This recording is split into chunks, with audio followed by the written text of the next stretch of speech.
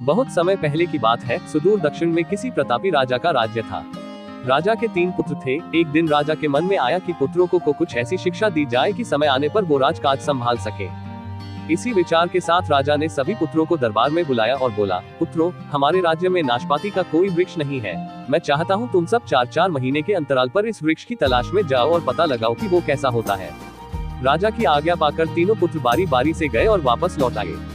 सभी पुत्रों के लौट आने पर राजा ने पुनः सभी को दरबार में बुलाया और उस पेड़ के बारे में बताने को कहा। पहला पुत्र बोला, पिताजी, वह पेड़ तो बिल्कुल टेढ़ा मेढ़ा और सूखा हुआ था। नहीं, वो तो बिल्कुल हरा भरा था, लेकिन शायद उसमें कुछ कमी थी क्योंकि उस पर एक भी फल नहीं लगा था। दूसरे पुत्र ने पहले को बीच में ही रोकते हुए कहा। फिर तीसरा पुत्र बोला, भैया, लगता है आप भी कोई गलत पेड़ देख आए, क्योंकि मैंने सचमुच नाशपाती का पेड़ देखा। वो बहुत ही शानदार था और फलों से लदा पड़ा था।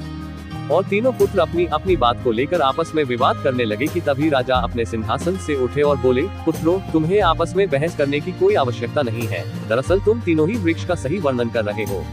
मैंने जानबूझकर तुम्हें अलग अलग मौसम में वृक्ष खोजने भेजा था और तुमने जो देखा वो उस मौसम के अनुसार था।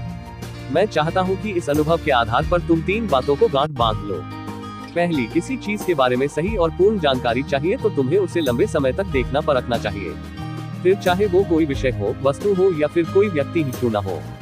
दूसरी, हर मौसम एक सा नहीं होता। जिस प्रकार वृक्ष मौसम के अनुसार सूखता, हरा भरा या फलों से लदा रहता है, उसी प्रकार मनुष्य के जीवन में भी उतार चढ़ाव आते रहते हैं। अतः अगर तुम कभी भी बुरे दौर से गुजर रहे हो तो अपनी हिम्मत और धैर्य बनाए रखो, समय अवश्य बदलता है।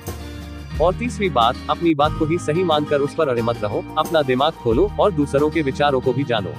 ये संसार ज्ञान से भरा पड़ा है, चाह कर भी तुम अकेले सारा ज्ञान अर्जित नहीं कर सकते। इसलिए भ्रम की स्थिति में किसी ज्ञानी व्यक्ति से सलाह लेने